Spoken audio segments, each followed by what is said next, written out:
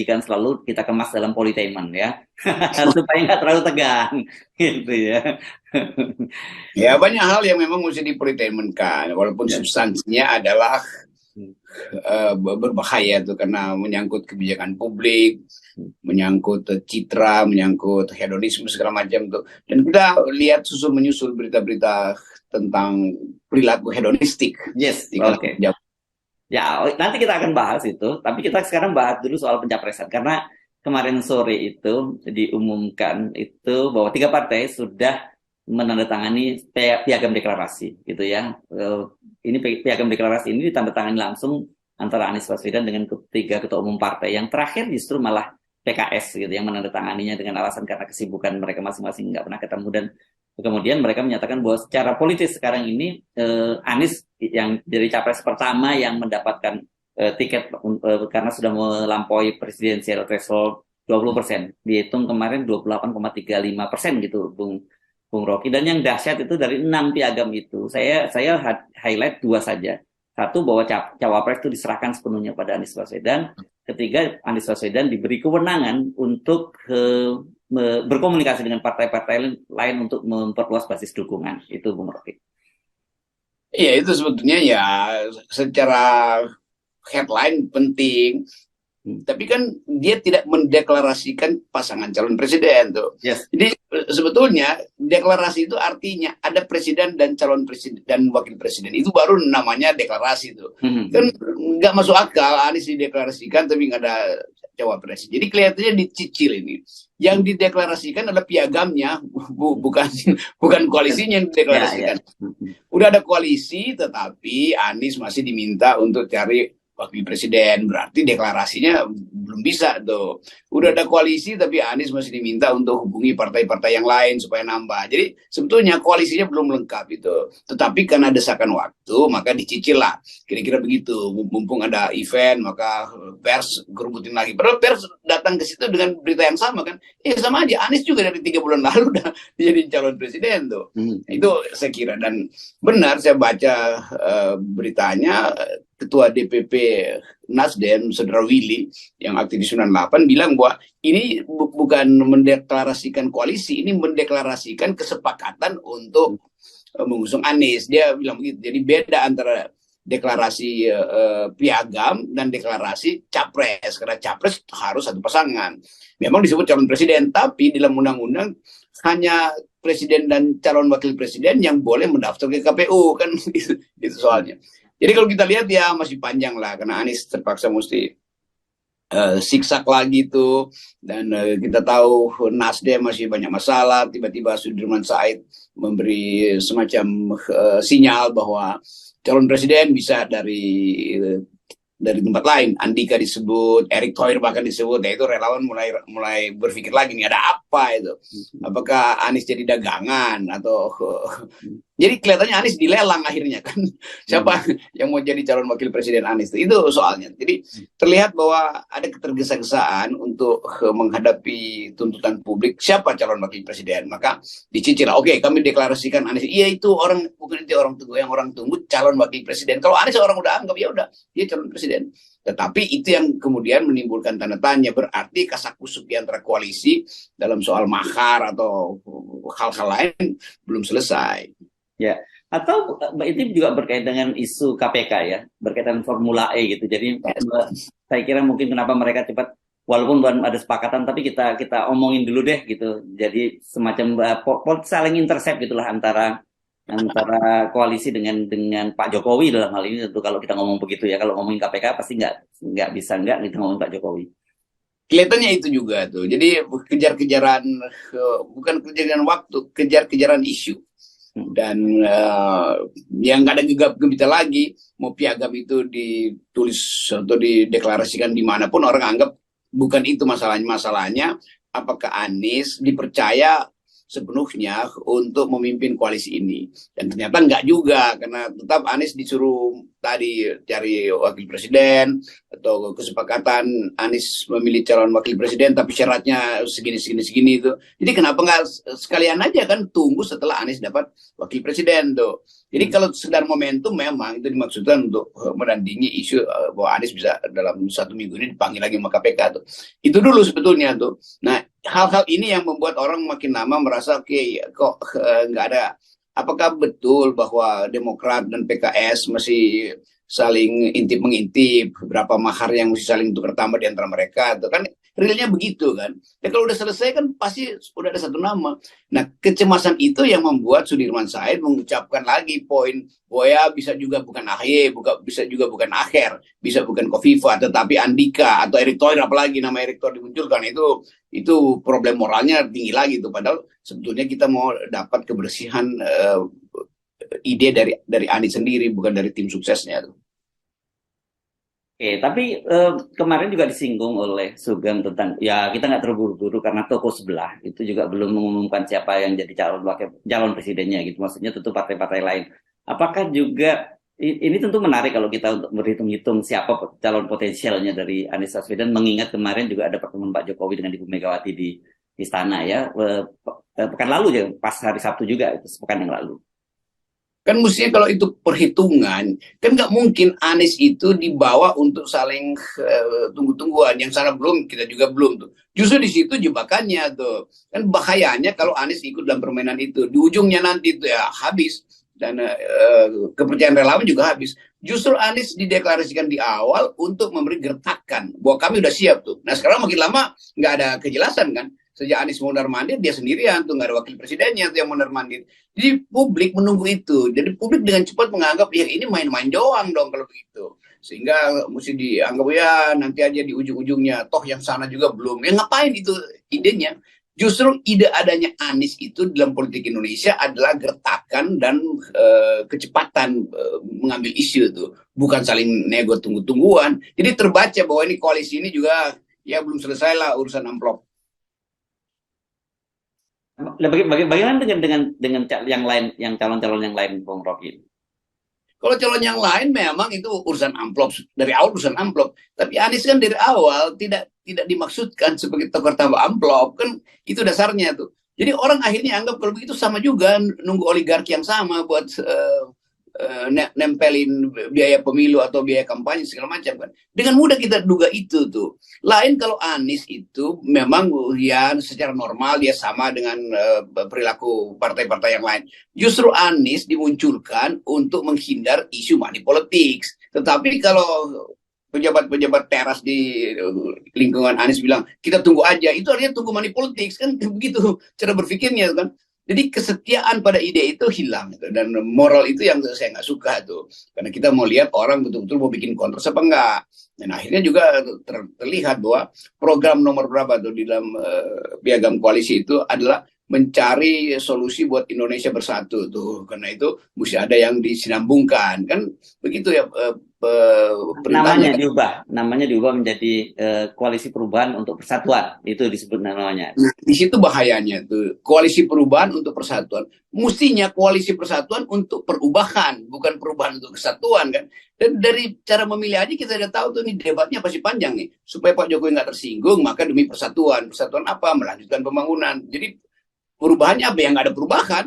Jadi kata perubahan itu sekedar disisipkan. Lain kalau dibilang ini koalisi persatuan demi perubahan. Jadi orang tahu mau mengubah tuh cara kita menyusun ekonomi atau kebijakan 5 tahun ke depan tuh. Tapi itu nggak terlihat. Jadi yang terlihat adalah upaya untuk tidak terlalu berseberangan dengan kekuasaan. Jadi dari segi itu juga moralnya udah agak diskon itu kan. Kalau mau sama-sama ya terima aja Ganjar sebagai wakil presiden, gampang kan. Jadi Ganjar jadi wakil presiden Anies misalnya, atau Anies jadi wakil presiden Ganjar. Kan itu soalnya tuh. Tetapi kalau misalnya yang dimaksudkan adalah untuk mencegah pembelahan bangsa, yang tetap Anies dianggap didukung oleh kekuatan Islam. Maka supaya nggak terjadi ketegangan, ya sebaiknya Islam dan nasionalis bersatu. Oleh karena itu, mending Prabowo dan Anies lebih lengkap itu kan problemnya buat menangani perpecahan itu supaya nggak ada pengkubuan berikut dan ada dendam berikut setelah pemilu. Jadi hitungan-hitungan ini yang saya sebut hitungan tentang ide itu ditunda demi hitungan tentang uang. Jadi, nah kalau sementara kalau partai lain yang melakukan itu nggak ada masalah ya. Jadi nggak ada masalah karena kita udah tahu. Ya, oke. Justru Anies itu kita mau cari distintif karakternya, kira-kira begitu. Distintif karakternya apa? Ya sama juga kalau gitu. Oke, bagaimana dengan upaya Pak Jokowi yang tetap terus berusaha untuk kelihatannya kalau Pak Jokowi cenderung memang menjodohkan Prabowo dengan Ganjar gitu, dengan pernyataan dia kemarin katanya ketika bertemu dengan Ibu Megawati bahwa dia menyodorkan angka-angka dan data-data, dan ini pasti maksudnya tentang data survei gitu ya. Tapi kelihatannya seperti yang kita duga sebelumnya, Ibu Megawati tidak terpengaruh dengan data-data dan angka-angka yang disodorkan oleh Pak Jokowi itu gitu. Ya Ibu Mega nggak pernah. Ibu Mega dari dulu udah bilang mau survei apa itu survei itu soal nomor 2 kan. Mega kan konsisten bahwa dia nggak punya survei. Dia tahu apa yang disebut ideologi kan, hanya itu dalam pikiran Megawati, dan itu yang kita hormati itu. Nah kalau kita balik misalnya ya Jokowi sponsorin Ganjar untuk masuk ke Prabowo, itu artinya akan ada duel ideologi lagi nih antara Prabowo dan Ganjar yang nasionalis dan Anies yang Islamis pasti itu. Walaupun di situ ada Demokrat ya enggak, tapi tetap Anies itu dideskripsikan sebagai wakil dari politik Islam tuh. Maka akan ada ketegangan lagi tuh. Berarti pembelahan berlangsung terus tuh. Penguatan Anies akan di-backup oleh penguatan agama.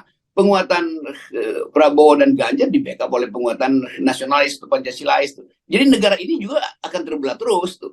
Jadi itu poinnya tuh. Kan ini cuma soal kepentingan pragmatis dari Pak Jokowi supaya dia aman. Jokowi nggak pernah berpikir bahwa itu justru akan membelah lagi tuh, menyatukan Prabowo dengan Ganjar melawan Anies dengan kekuatan politik Muslim tuh. Walaupun mungkin imbangannya 60-40, tetapi itu akan punya impact di masa depan di dalam kebersamaan kita. Di hitungan-hitungan ini yang nggak dipedulikan oleh surveyor. Surveyor cuma anggap bahwa kalau Ganjar dan Prabowo satu putaran boleh benar, tetapi kekuatan Anies yang merasa bahwa oke, ini akal-akalan, dia akan mengental secara ideologis yang adalah Islam. Itu bahayanya sebetulnya, karena itu mesti ada semacam gerakan ke arah tengah, dan itu yang paling bagus memang Prabowo dan Anies, itu selesai problem, nggak akan ada perpecahan bangsa kalau perpecahan yang kita hitung. Tetapi kalau dalam rangka menyelamatkan Jokowi, mungkin Jokowi merasa jangan Anies lah, karena Anies bisa satu waktu berbalik untuk mencari-cari kesalahan Jokowi di masa lalu. Ini soal real politik yang kita mesti bohong. Nggak usah kita sekedar ya bukan masa begitu perpolitik. Enggak, ini kita baca bahasa tubuh politik dari Pak Jokowi. Kalau Pak Jokowi merasa bahwa Ganjar itu udah tinggi elektabilitasnya, dia nggak ragu lagi untuk mengatakan Ganjar jadi presiden, dan disodorkan pada publik. Mau Ibu Mega setuju apa nggak setuju kan nggak ada soal. Tapi kelihatannya Jokowi juga tahu bahwa elektabilitas Ganjar itu terlalu banyak dipermainkan, dinaik-naikin angkanya.